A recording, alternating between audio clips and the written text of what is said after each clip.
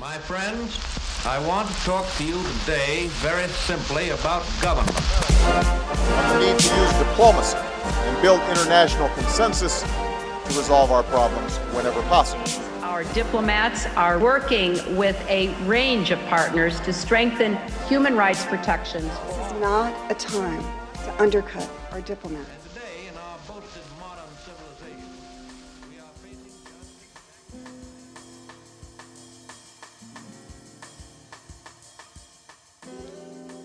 Welcome to Diplomatic Immunity.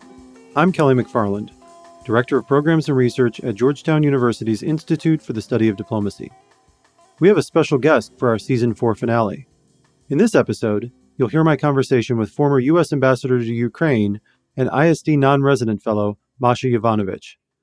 Masha just published her memoir, Lessons from the Edge, and we discussed a number of key themes from the book, including the threat corruption poses for national security and the importance of history. In light of her testimony in former President Trump's first impeachment hearing, we also discussed why she believed it was so important to describe and extol the work of foreign and civil service officers. And finally, Masha gave us her thoughts on the war in Ukraine. Masha Yovanovitch is a senior fellow in the Russia and Eurasia Program at the Carnegie Endowment for International Peace. She is also a non-resident fellow at ISD. She first joined ISD as a senior State Department fellow in the spring of 2019 after 3 years as the U.S. ambassador to Ukraine. She previously served as ambassador to the Republic of Armenia and the Kyrgyz Republic. From 2012 to 2013, Masha was the Principal Deputy Assistant Secretary of State for the Bureau of European and Eurasian Affairs, where she was responsible for policy on European and global security issues. She retired from the Department of State as a career minister in January 2020. A graduate of Princeton University with a master's degree from the National Defense University, Masha received numerous presidential and State Department awards, including the Secretary's Diplomacy and Human Rights Award. This March, she published Lessons from the Edge, a memoir. Let's listen to the conversation.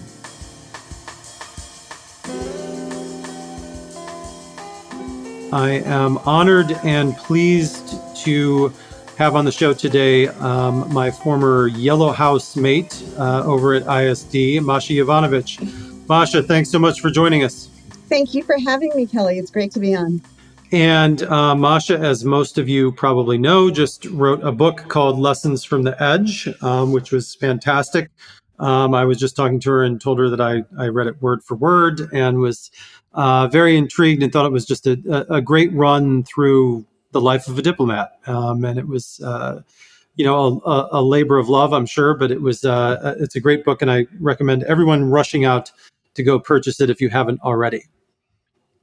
And so today, Masha, we've got a number of questions that I want to talk to you about. And the first one is sort of a through line throughout your career and many of the postings that you had. And it also ties to something we're doing at ISD this year, and that's looking at issues of corruption and strategic corruption. A lot of the places you worked at, the countries dealt with corruption on a major scale. And I'd like to get your thoughts from your vantage point on the ground in those countries. Why is corruption and strategic corruption, the sort of corruption as a geopolitical tool that countries like Russia undertake, why is that, in your estimation, a national security threat? Yeah.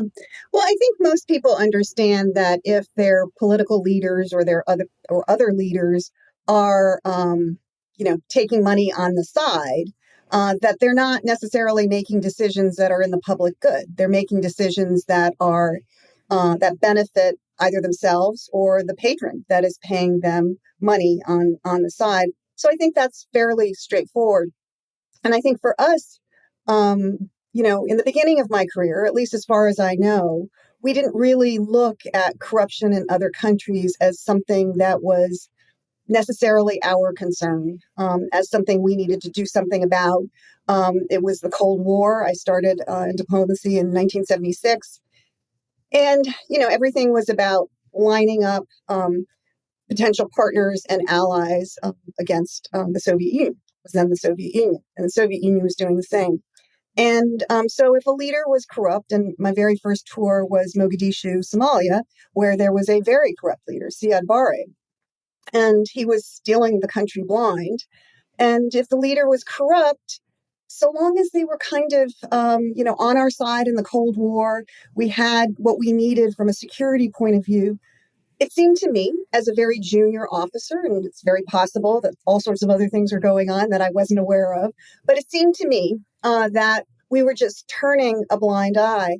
And I think that diminished our credibility in the eyes of the people, because the people knew what was going on, and they knew that we strongly supported Siad Barre because he was giving us what we needed on the security side. And, over time, I think that Siad Barre's corruption was not only a problem for him and obviously for Somalia, but it ended up being, weakening our position in Somalia. I'll give you another more contemporary example of why corruption can be a very bad thing for a government for its national security interests. So you look at the Russian military today and its appalling performance in Ukraine. So some of that is the lack of reform over the years, the lack of an NCO corps, the lack of good leadership. I mean, the list goes on for the reasons why we believe the Russian military is not performing as we would have expected, as perhaps Vladimir Putin expected it to. But I think another reason that is not, very well examined at the moment is corruption. I mean, it's pretty clear, and there have been stories over the years that Russian generals have been on the take, and I'm sure they've been, in that part of the world. In Russian, it's called potok, the stream. So the stream of money goes up. The littlest person at the bottom is taking a bribe, and then some of it goes up and some of it goes up, and it goes all the way up to the top. So the generals were on the take. I think that, you hear stories about how the recruits are, and those who are conscripted would spend their time not training or, doing the things that you would expect a young military person to be doing, but, building the summer dachas for the generals and things like that. So, it affected readiness, but it also affected the kind of equipment that they were buying.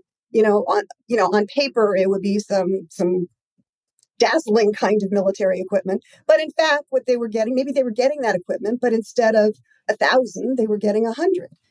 And, it's that arrogance that, we are Russia. We are never going to have to actually be tested on this. And it's not really going to matter. And, it's owed to us because we're not getting a big salary anyway. I mean, there's all sorts of reasons that people explain to themselves why it is okay to be corrupt.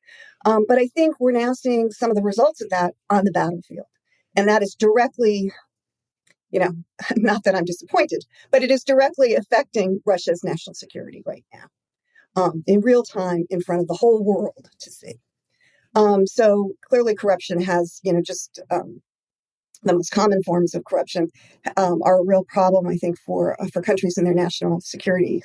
So you also asked about strategic corruption, which is when a country, and Russia has this in its toolbox, when it uses corruption as a way of first capturing the elite of a country. So working with counterparts in another country, and basically bribing them in one way or another. If that doesn't work, using blackmail and then bribing them, because you always want to keep people on the hook with money, because once there's a money trail, there's no going back. Once, the leaders of a particular country, whether it's because of energy contracts, whether it is some other kind of a deal, once those people are kind of on the hook with Russia, once you have elite capture, then you probably also have country capture if you have enough of the leaders on the hook, because it affects decision making.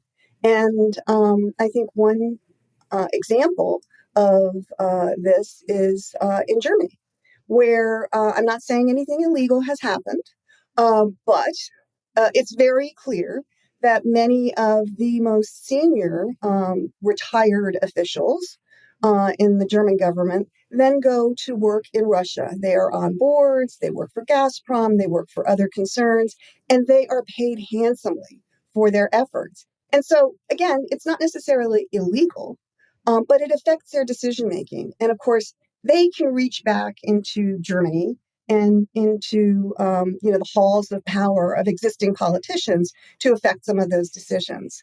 And I think they do. And we see the same thing in Great Britain, where um, uh, you know Russia has almost resettled London. Often called Londongrad, or London on on the Volga, and it's worrisome because not only do you have Russians who are suddenly elevated to the House of Lords, for example, not only do you have Russians who are buying up not just property, the most expensive property, but also soccer teams, other kinds of entertainment. They sit on boards of think tanks. And so there's this subtle kind of influencing of the way we uh, conduct our leisure activities, the way we are thinking about things, and it can be very, I think, insidious. And one of the most insidious ways is that Russian oligarchs, and frankly, Ukrainian oligarchs and other oligarchs from that part of the world, have used the court system in Britain to settle their own differences amongst themselves. But not only that, they use the court system to intimidate journalists, to intimidate writers, to intimidate publishers. And it almost doesn't matter if they win or lose the court case, because um, they can keep people tied up in knots for months and years at great expense. They're oligarchs, so a million here or there doesn't matter. But it is very intimidating to a free press and to free expression of ideas. And the point is to intimidate people not to write about the oligarchs and the murky goings on in Russia or even Ukraine. So that kind of insidiousness is something I think we really need to pay a lot of attention to. And frankly, while we are a little bit further away from some of it, we are also not immune in the United States. And I think that, we really need to take a hard look at money laundering, both the legal and the illegal parts of that. And we need to get our own house in order, even as we try to help other countries get their houses in order on this issue. Yeah, when you have a former chancellor of Germany on the board of the biggest gas company in Russia, it sort of creates a little bit of a conflict of interest there. And, it's interesting, too, as we've been doing these working groups during the Russian invasion of Ukraine, it's been interesting to see how well or unwell the Russian strategic corruption has worked in Europe. And at this point, while Putin may have thought that it worked well enough for him to invade Ukraine and get away with it, obviously the unified response from the West has shown that maybe it wasn't quite as much as he wanted to. And we'll see what goes forward, how things work out moving forward. But what we have seen is that it has, shed new light on this issue of corruption, with the sanctions and cracking down on oligarchs and, taking yachts and all the things that have been going on. So it'll be interesting to see how this plays out over the next few months and even longer, because as you note, this is a long game to really combat this. And we need to view it that way and take steps in that direction. Moving forward, though, as a historian, I was very pleased to note when reading the book, and I'm sure we talked about this at some point, but that you were a history major as an undergrad. And, we deal with a lot of things history related on this podcast and at ISD in general, but a number of countries that you served in, whether it was Armenia, Russia, Ukraine, are constantly confronting their history, or in some cases, as we have noticed even more so recently, actively trying to rewrite their history.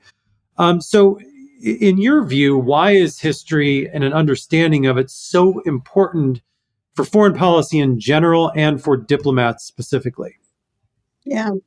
So, I think of diplomats, those of us who serve overseas, we not only represent the United States to the country that we're in, explaining, why our position is such and what we want that country to do and why that's important and how we can help them do what we want them to do and on and on and on. But we're also interpreters of that country back to Washington and more broadly, the United States. So it's really important that we understand what's going on in a country. And just as with relationships between people, I mean, it's not just, I walk into the room and now it's all, starting from zero. It's not. It's everything that has happened with that individual, maybe with other Americans before me, or, they've had a fight with somebody in the family. All of that affects the interaction with me as an individual. And I think the same thing is true for countries. That, there's this famous Faulkner quote that history isn't dead, it isn't even over. And, the number of times I've said that in the last couple of years, because you're absolutely right. I mean, many of the countries that I've served in, people are fighting over the past and trying to correct it and trying to reinterpret it and so forth. But it's not just the countries I've served in. I think of the United States and what we're going through now, where the issues that, came to a head in the Civil War continue to haunt us. And we, in some ways are continuing to relive that and try to understand it and everything. And so it shouldn't be so foreign to us that in other countries, they're doing the same thing. And I think for diplomats, just to bring it back to where I started, we need to understand that. We need to be listening to what people are saying. It doesn't mean that we agree with them, but in the listening and in kind of the understanding of the different points of view, that's maybe where you find an opening for a possible, if not a resolution, but a way to manage a problem or a crisis, or even move forward to an actual resolution. Because if we don't take the past into account, it does come back to haunt us. And so, unwelcome as it sometimes is, that, why do we have to talk about what happened 100 years ago? That was then, but it's also now. And I think we see that in the conflict between Russia and Ukraine and Russia's war of choice. Yeah, and as you note, for better or worse, it does play a part. And and I'm glad you brought up the United States too, just to reiterate the fact that this isn't a foreign problem. I mean, as much as sometimes we don't like to, especially in the United States, we tend to not like to think about history that much. There's all kinds of ongoing battles over education and what we teach and what we don't teach. And these are cyclical things. And as I'm sure you remember, this was a big battle in the 90s. It was a battle in the 2000s as well. It seems a little bit more heated today because of the increased partisanship in general. But I'm going to have you come talk to my history's influence on foreign affairs class next spring, so we can pick your brain on being on the ground, so to speak, in some of these countries where history's got even more of a life and death kind of stake to it. But another part in your book that I want to touch on was, obviously you spent a lot of time in the book on the last year or so of your career that had to do with the impeachment hearings and all of the stuff around that. And one thing that really sort of spoke to me was your testimony. And I remember watching it and listening to it in real time. And, having been a former civil servant and served at the State Department and worked with civil servants throughout the intelligence community and then foreign service officers within state, it was really, it gave me a moment of and sense of pride of not only for the work that I did, but that others that I worked with over the years did. And in the hearing, you talked about the role that diplomats, civil servants, and other unsung government officials play in making America what it is, and trying to keep Americans safe and do the difficult things of foreign policy. Why did you feel that was so important to do? And then quickly, just to add a follow-up to that before you get going as well, is, your personal upbringing is fascinating as well, with family coming over here, you coming over to North America as a young girl. How does that family history make service such an important factor in your life? Yeah. Well, I'll start with that part first, because, with this book, I really wanted to honor my parents, who had such a difficult early life, where they, grew up in totalitarian regimes during World War II. Neither of them was very secure. My mother was stateless in Germany.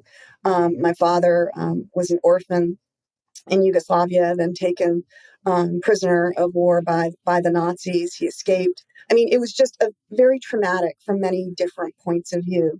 Not different, perhaps, from what many other people experienced during World War II, but traumatic nonetheless. And they eventually made their way to the United States with me. And they were just so grateful to be in a democracy, in a country where they could raise their children in security, where they could worship as they pleased, they could express their opinions, they could. We were never well off, but we were comfortable, and they just never took that for granted because they knew what it meant to live in an authoritarian regime, and they brought my brother and I up to be grateful. And since we were so fortunate, we should give back. And so, what does that look like to you as a kid? I mean, it didn't mean much. But, as you get older, you start thinking about, well, what do I want to do with my life? And, I took a little bit of a segue into business and so forth. But what I eventually realized is that I wanted to be, I did want to give back. I wanted to marry up my passion for history and politics and, travel. And so, Foreign Service was calling to me with a desire to serve the American people and give back. And so it's been, for me, a very meaningful career over, the span of 33 years. And I think it is for a lot of people because you're part of, something bigger. And I think for the most part, something better. I do believe that, the strength of our democracy rests on each of us as individuals. I mean, for many years, I would tell people in other countries that it was about the strength of our institutions. But what I've come to understand is, yes, we do have strong institutions that safeguard our way of life and our democracy. But our institutions rely on individuals that are doing the right thing, that they following not only the laws and the regulations, but also, kind of the expectations and the customs and the traditions. And, again, just doing the right thing. And there isn't always a roadmap to what that looks like. But I think, like pornography, we know it when we see it. And so I think each one of us needs to be asking ourselves how we can make our democracy stronger. We need to tend to defend it so that it will endure. And it came across in your testimony to describe to the American people the importance of diplomats and government officials and civil servants and things. And I just was, wanted to hear from you why you felt that was so important. I think, often we are unsung, and I wanted to, at a time when the administration in office, the Trump administration, was frankly maligning and undermining civil servants in, various agencies, including, of course, the State Department, but not only the State Department. We were called the deep state and, our Secretary of State stood there next to the president and snickered while he said it. I felt that, this was a time when I had a moment where I could share with Congress, and then when it was public, with the American people, that this is what we do for you. This is what we do for you every day. We work on security issues. We work on commercial and economic issues. We work on safeguarding the interests of the United States, no less than, the Pentagon does, for example, on the security issues. And I wanted people to understand that even though, there's often this sense that diplomats, lead this very glamorous life. And there are aspects that are very glamorous, but usually it's not like that. Usually it is, that George Shultz, Secretary of State Shultz quote of tending the garden. I mean, he was the Secretary of State for President Ronald Reagan, and he likened diplomacy to a garden, and that every day, we need to do these very unglamorous chores of pulling out the noxious weeds so that a garden doesn't get overgrown, the metaphor obviously being for the world. Because, if you let a problem fester in international relations, it's so much harder to solve or resolve or manage. We need to nurture the beautiful roses. We need to give them fertilizer and clip them back a little bit, just as we need to tend the relationships with our allies so that our allies are there with us when we need them. We are stronger when we work together, as we are seeing now in the conflict between Russia and Ukraine. So I think, that kind of work is not very glamorous. And then there's sometimes dangerous work and kind of harrowing circumstances. And I wanted to give people a sense of that we do this work because we want to serve the greater good. We want to serve the American people. And I thought people should know what we do. Yeah, and I definitely think it had an effect. I just remember at the time after your public hearing, the onslaught of positive mail we received at ISD of people saying thank you and reiterating what you just said, like kind of saying that, like, I never really understood what diplomats and civil servants did overseas, and just thanking you for your work and everything. And I think it is important to get out there that information from time to time, because there are a lot of folks that just don't understand what foreign service officers and government civil servants do on a day-to-day basis. And it's, it reminds me of the poll question. A lot of times, like, people ask, like, how much of the U.S. budget do you think is spent on foreign affairs or foreign assistance? And they say, like, this humongous percentage, and it's, so drastically far off of what we actually spend. It's just kind of comical.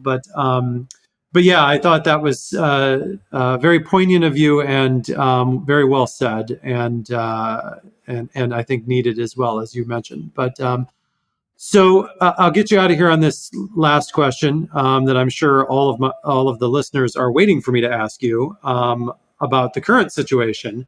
But obviously, the book was finished well prior to Russia's invasion, or even probably the buildup to the Russian invasion of Ukraine. And, it's been surprising. 6 months ago, we would have thought that Russia would have been able to easily take Ukraine, and the Ukrainians would have been no match for Russia. But that's obviously not the way it's playing out. So what is and I'll note that, we're recording this on April 14th. But, what has been your take or what has your take been on the invasion thus far? And what are your kind of thoughts on the days ahead, potentially?